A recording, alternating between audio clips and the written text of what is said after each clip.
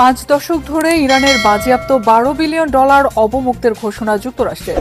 Tehran Washington কারিগরি প্রতিনিধিদের আলোচনার পর সিদ্ধান্ত।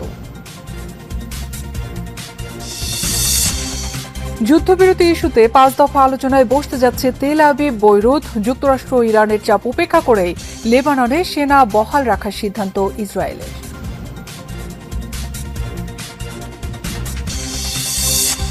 তৃণমূল কংগ্রেসের নেতৃত্ব নিয়ে মমতা ব্যানার্জি এবং বিরোধীদের মধ্যে বিবাদ তুঙ্গে।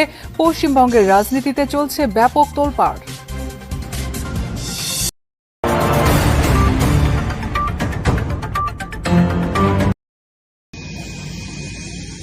যুক্তরাষ্ট্র ইরান উচ্চ পর্যায়ের প্রতিনিধিদের সরাসরি বৈঠকের একদিন পরই শেষ হল দুদেশের কারিগরি দলের বৈঠক।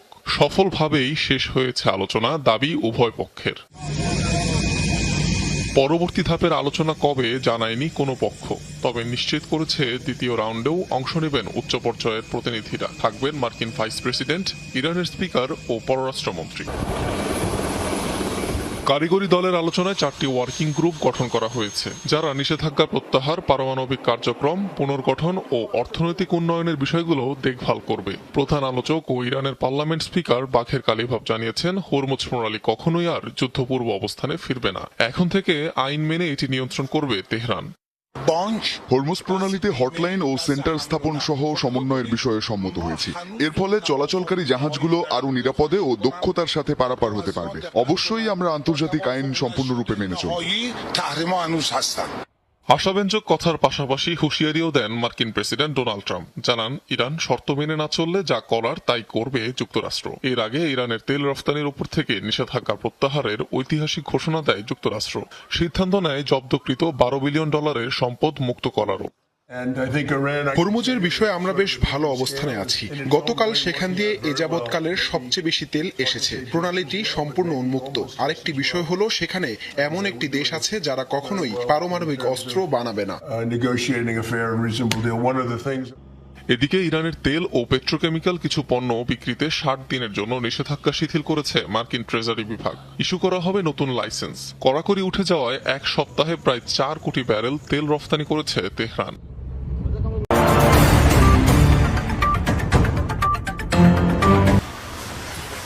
স্থায়ী শান্তি চুক্তি নিশ্চিতে যুক্তরাষ্ট্র ও ইরানের অন্যতম প্রধান ইস্যু হয়ে দাঁড়িয়েছে লেবাননের যুদ্ধবিরতি।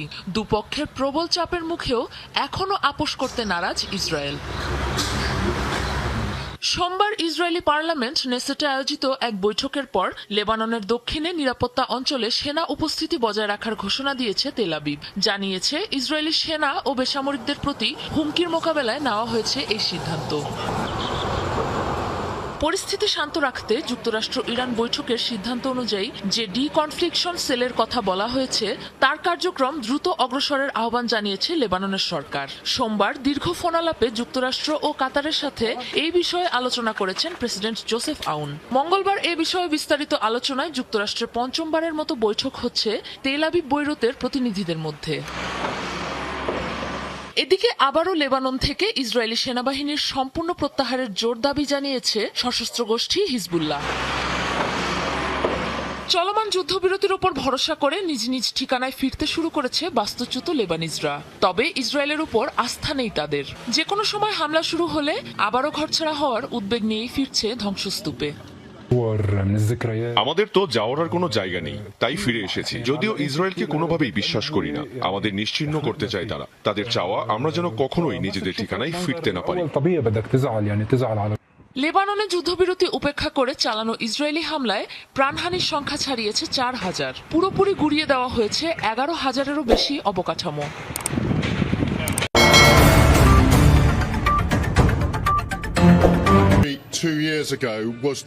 যুক্তরাজ্যের প্রধানমন্ত্রীর পদত্যাগের মধ্য দিয়ে সবার মনে ঘুরছে একটাই প্রশ্ন, কে হতে চলেছেন ডাউনিং স্ট্রিটের পরবর্তী বাসিন্দা? ব্রিটিশ সংবাদ মাধ্যম বিবিসির প্রতিবেদন বলছে, বর্তমানে সবচেয়ে শক্তিশালী সম্ভাব্য প্রার্থী হিসেবে বিবেচিত হচ্ছেন অ্যান্ডি বার্নহ্যাম। লেবার পার্টির ভেতর ক্রমশই এমন ধারণা শক্তিশালী হচ্ছে যে বার্নহ্যামের নেতৃত্বের পথে তেমন কোনো বাধা নাও থাকতে পারে। অনেক এমপি মনে করছেন, যদি তিনি প্রার্থী হন তাহলে প্রতিদ্বন্দ্বিতা ছাড়াই নেতৃত্বের আসনে বসতে পারেন। Labour has drifted away. মাত্র 2 বছরের মাথাতেই বিভিন্ন কেলেঙ্কারি, সিদ্ধান্তহীনতা ও নীতিগত ভুল পদক্ষেপের মতো একাধিক কারণে জনপ্রিয়তা তলানিতে ঠেকে কেইর স্টারমারের। সম্প্রতি তার প্রধান প্রতিদ্বন্দ্বী হিসেবে আলোচনায় ছিলেন অ্যান্ডি। তবে লেবার পার্টির নিয়ম অনুযায়ী এমপি না হয় এতদিন নেতৃত্বের লড়াইয়ে নামতে পারেননি তিনি। পরিস্থিতি বদলে যায় যখন বেকারফিল্ড আসনের এমপি জশ সিমন্স পদত্যাগ করে বার্নহ্যামের জন্য পার্লামেন্টে ফেরার পথ করে দেন। লেবার পার্টির নেতা অ্যান্ডি বর্তমানে গ্রেটার ম্যানচেস্টারের মেয়র। এর আগে তিনি ব্রিটিশ পার্লামেন্টের এমপি ছিলেন। স্বাস্থ্যমন্ত্রী সহ গুরুত্বপূর্ণ দায়িত্ব পালন করেছে ব্রিটিশ পার্লামেন্টে। 2010 ও 2015 সালে লেবার পার্টির নেতৃত্বের জন্য প্রতিদ্বন্দ্বিতাও করেছিলেন অ্যান্ডি। স্বাস্থ্যমন্ত্রী ওয়েস স্ট্রিটিং অতীতে নেতৃত্বের প্রতিদ্বন্দ্বিতায় অংশ নেওয়ার আগ্রহ প্রকাশ করেছিলেন। তবে সম্প্রতি সময়ে তার ঘনিষ্ঠ কয়েকজন সহযোগীও স্বীকার করেছেন যে তিনি শেষ পর্যন্ত প্রতিদ্বন্দ্বিতায় নাও নামতে পারেন।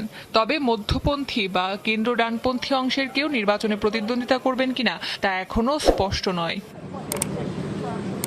যুক্তরাজ্যের ইতিহাসে অ্যান্ডি বার্নহ্যাম প্রধানমন্ত্রী হলে তিনি হবেন দেশটির 60তম প্রধানমন্ত্রী। নতুন নেতা নির্বাচিত না হওয়া পর্যন্ত কেইর স্টারমারই অন্তর্বর্তীকালীন দায়িত্বে থাকবেন। স্টারমারের বিদায়ে ব্রিটেনের গত 1 দশকে প্রধানমন্ত্রী পরিবর্তনের সংখ্যা দাঁড়াবে 7-এ। তাই ব্রিটিশ রাজনীতিতে নতুন মুখের খোঁজ চলছে জোরে সোরেই।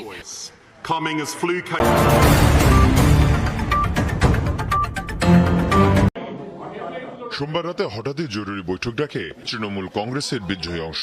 এ সময় ভোটাভুটিতে পুরনো কমিটি বাদ দিয়ে নতুন কমিটি করা হয়। দলটির বেশিরভাগ নেতা এবং বিধায়করাই অংশ নেন এই বৈঠকে। টিএমসি 60 জন বিধায়ক এবং কলকাতা পৌর সংস্থার 70 জন কাউন্সিলর অংশ নেন এতে। এ সময় মমতা ব্যানার্জিকে হটিয়ে নতুন চেয়ারম্যান করা হয় হাওড়ার বিধায়ক অরূপ রায়কে। একই পরিণতি বরণ করতে হয় ভাইপো অভিষেককেও। অল ইন্ডিয়া তৃণমূল কংগ্রেস তার চেয়ারপারসন নির্বাচিত করেছে। রাজ্যের সভাপতি যখন হবে জানতে পারবেন, জানিয়ে দেওয়া হবে। রাজ্য কমিটি তো গঠিত হয়নি, বললাম তো।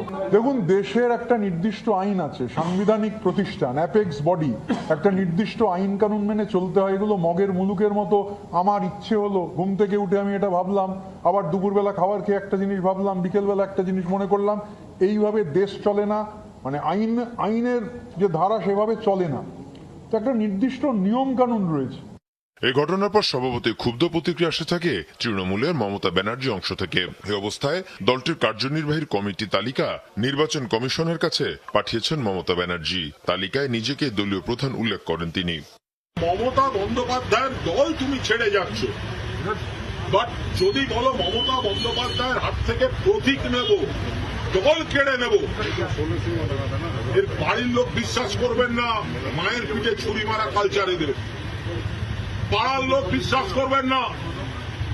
জিজ্ঞাসা করুন আপনারা এই পার্টির টাকা নিয়ে নির্বাচন করেছেন কেন? কেন 25 লাখ করে টাকা নিয়েছেন এই পার্টির অ্যাকাউন্ট থেকে?